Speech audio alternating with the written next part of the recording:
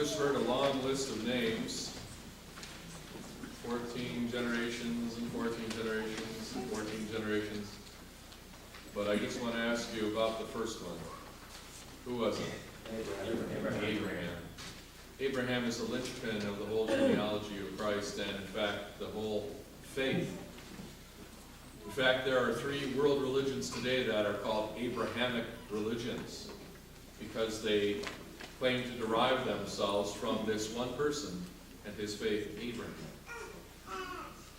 But Abraham is a really kind of strange case. The reality of Abraham when we read his story is that it's kind of hard to swallow. If you're a non-believer, if you don't believe that it's possible that there could be a God, that God just doesn't exist, then Abraham may be the most dangerous psychotic in the history of the world. Because he hears a voice that tells him to go and kill his child, his only legitimate son, Isaac. The same voice which had previously said to him, in your son Isaac, your name shall be blessed, your seed shall be blessed, and you will become the father of many nations. So add megalomania to psychosis. And then that same voice, once Abraham goes to the mountain and is ready to do the deed, tells him, do not lay your hand upon the child.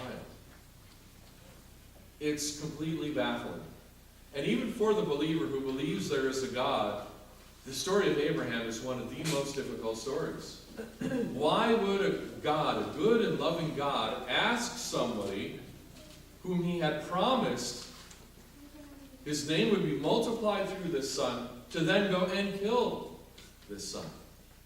Where on earth, how on earth does one reconcile that? What kind of faith could possibly be found there? Well, St. Paul in the Epistle to the Hebrews lays out for us exactly what the nature of that faith is. And unless we understand what the faith is in and what the faith is about, then we will not understand the marvelous insanity of Abraham. We will not understand why he was willing to do what he did. In Hebrews chapter 11, we read, by faith Abraham dwelt in the land of promise as in a foreign country, dwelling in tents with Isaac and Jacob, the heirs with him of the same promise. For he waited for the city which has foundations, whose builder and maker is God.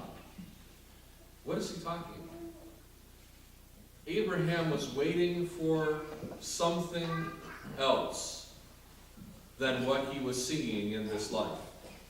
He was waiting for the promise that was given to him from this voice that identified itself as God.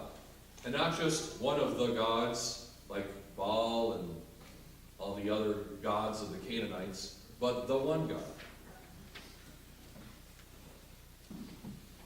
A city that is not made by man. A city that is made by God. That city cannot be seen because it's not made with visible hands and visible bricks. But he waited for it, and he longed for it, and he dwelt as a sojourner, a stranger in a strange land, even though it was promised to him. And we read in verse 17, by faith Abraham, when he was tested, offered up Isaac. And he who had received the promises offered up his only begotten son, of whom it was said, in Isaac your seed shall be called, concluding that God was able to raise him up even from the dead, from which he also received him in a figurative sense. What he's saying here is Abraham had not just faith in God and faith that things would turn out okay or something, that he should just listen, that he should just submit to the voice. But there was a reason and there was a logic to what he was doing. He understood that the one who spoke to him had power even over the living and the dead. And that even if he were to do as the voice had told him, to slay his son and offer him as a sacrifice, he would see his son again. He would receive his son alive again back from the dead. His only begotten Son, figuratively at least. And he did receive him back from God because he had been willing to make that sacrifice. He had, in essence, given up his Son to God, though he had just remaining the deed of the knife undone. And so God gave him back, child, from this sacrifice. Abraham's faith was not just in any God, but in the God of the resurrection. The God who brings life from death. The God who restores life to those who had lost it. The God whose purpose in this entire long string of people that we just heard about was to send his only begotten Son so that those who had faith in him would not perish but have life. And not just another shot at this life, but an everlasting life, free from death and free from sin. If you don't have the resurrection in your faith, and your faith is not about a God who resurrects, then what God do you believe in? It is not the God of Abraham. It is not the God of Isaac. It is not the God of Jacob. Our God is the God of the living. He is the God of the resurrection. If you want to belong to the one Abrahamic religion, that's the religion you belong to. The faith of the resurrection. And if you look at this wonderful list of saints, all of these in the end, what does it come down to? What was the faith that allowed them to overcome such incredible obstacles, to subdue kingdoms, to stop the mouths of lions, to receive the dead back to life again? Is it not the God of the resurrection? Is it not the God who teaches us you don't have to be afraid of this thing called death, which paralyzes us with such fear, with such insecurity, with such selfishness as we scrabble and grab for what little we can get before we leave this present valley of shadow? These saints of the Old Testament believed in the resurrection from the dead. That's what emboldened them. That's what empowered them. And that's why they have not yet fully been perfected either. Because they're waiting for each one of us in this generation, in our generations, 14 and 14 and 14, and so on until the time of humanity has come to its very end. Every generation having had its chance to embrace and live that faith. They wait for us so that we may all be resurrected together in the life of the age to come. This is the God of the living, not the God of the dead.